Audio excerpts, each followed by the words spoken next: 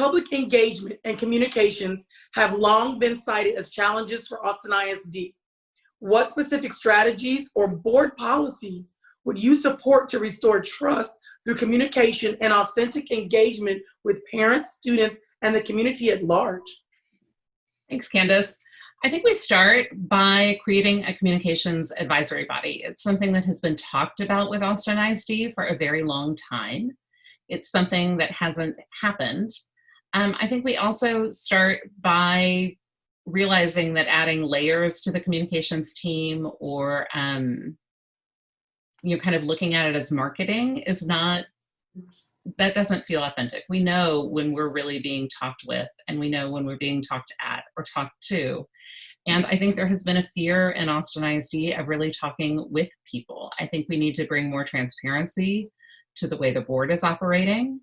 I think we need to truly invite families onto campus. I think we need to have some standardization of communication, because there's communication that comes from the district and there's communication that comes from the campus.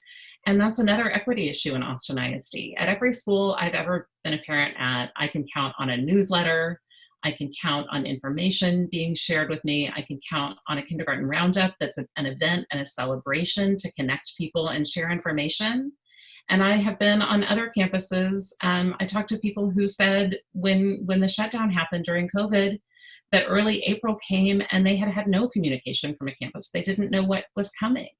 I have, been to campuses where kindergarten registration is a note on the door that says, come in and fill out your paperwork. I think communication is about information, and communication is how we relate to each other. And I think we need a real cultural shift within Austin ISD of the purpose of communication, of how we even begin with communication. I have heard Dr. Elizalde say that she sees every person on campus as a communicator. One of the most beautiful things I've seen is the Richardson superintendent, who took a bus driver who was famous for the relationships he had with his students, and she brought him into central office and created a position for him to focus on relationship building with custodians, with crossing guards. These things matter. And I think if we get it right, if we are human, we'll do well. Thank you. To Piper, public engagement and communication have long been cited as challenges for Austin ISD. What specific strategies or board policies would you support to restore that trust through communications and authentic engagement with parents, students, and the community at large? Thank you. As a communications professional, it has been so painful to watch the way that the district has not communicated with families very well during this pandemic. There are incredible things happening in AISD. I get that, but that piece has just built distrust and really broken down walls and forced families to leave. And it's been a real bummer, frankly. When I'm looking at communications in the district, I think that there needs to be a high-level, senior level communications person in AISD, a chief communications officer that is able to not be PR for the superintendent, but truly look at the ways that we are engaging with community. And if I were that person, I think the first thing I would do was to ask Dr. Elizalde to do a listening tour. Every job I've ever been in, I do a listening tour, and I wander around and I talk to people. And I hear from, and I would love to have her hear from students, teachers, families about what it is that has worked for them and what has not worked for them. And I think they'd get an earful, but I think they would learn so much. So having that high-level communications person, having Dr. Elizalde do a listening tour, and then looking at the ways that we're talking and we're working with families. When we do a survey and we send out a 2-question survey by email, we are not just pissing parents off because who wants to respond to a 2-question survey that indicates they don't really care what we think, but also it's in English and it's done by email. So if we're going to truly let families know that we want to hear what they're saying, then it needs to be by email and in paper and put on the radio and also walked around. It also needs to be in multiple different languages. And we need to make sure that families know that we're not just asking just to CYA, but we're asking because we actually want to hear what they have to say and that we're going to do something with that. So it's changing the whole tenor of the communications so that it is truly engagement, and we're rebuilding the distrust that's occurred over this pandemic. Thank you. The same question to Jennifer. Thanks, Candace. So I see this as two pieces. There's the communications that we get from the district, which is a mess. Just during the pandemic, I think every communication that I've gotten from the district, I have gotten, within 24 hours, I have gotten a follow-up email from one or both of the principals at my kids' schools, clarifying, explaining, or just saying, yeah, we don't know what that means either, about what communications were sent out from the district. It's not working. So that piece, we need better messaging. I don't know if that is having some parents proofread the messages before they go out, but we need better direct communication. The second piece is engagement. We need less meetings in our community engagement. We have so many meetings, and we need less meetings and more responsive information. We need the follow-up. What happens is that I've seen over and over is people attend a meeting, they write something on a Post-it note or fill out a survey, and they never hear back to find out what happened with that feedback that they gave. So that's what we need to focus on, is closing the loop and really incorporating the information that we're getting from families and parents, community members, stakeholders that come to take the time to come to a community engagement event. We need to follow up and let them know that their input was valued. We also need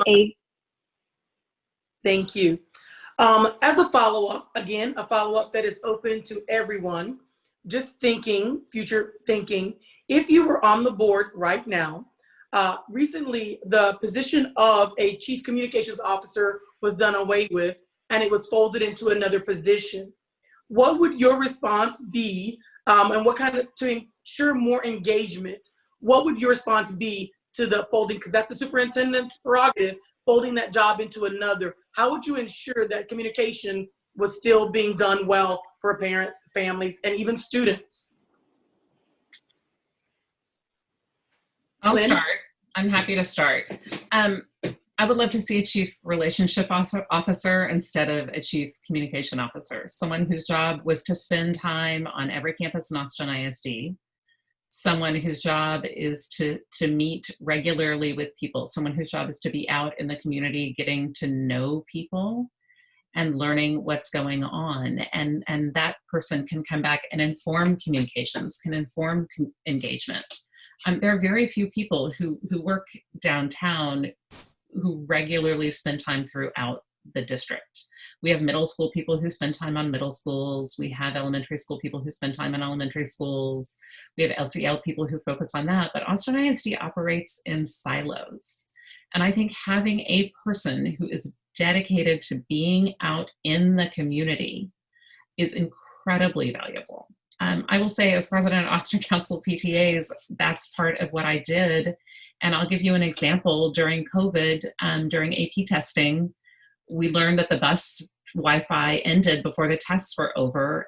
And I emailed everyone and asked if they had put 2 and 2 together, and they hadn't. We need someone who's focused on being out. Thank you. Thank you. Anyone else would like to respond? If you are on the board right now, knowing what we know about that office being eliminated and folding into the office of the chief of staff, what would your response be to ensure that families are still getting good communications? I think that if that's what the superintendent decides, that's the way it is, because the board does not have that sort of reach. However, the board does have the ability to say, okay, so how is it going to happen? Give us a concrete plan and show us how it is you're going to engage with different communities. And we don't just want a broad plan.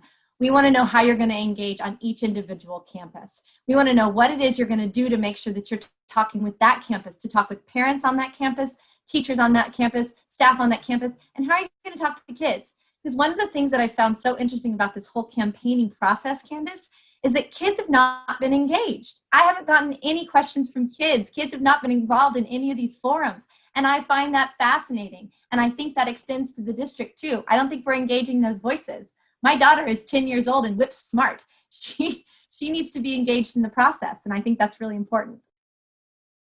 Thank you. Yep, I would add that as a trustee, I would direct the superintendent to get it done. It's not the board's role to be micromanaging how the administration is working. It's the board's job to hold the superintendent accountable. And I'm a parent. I have kids in school. I'm connected with other families in District 5. They're going to let me know when it's working. Right now, as soon as, when that survey email came out, immediately, I'm getting all these texts, like, what does this mean? What is this? So as a trustee with kids in school, we're gonna be on the ground knowing whether it's working or not. And that's how we will know whether the superintendent is doing a good job.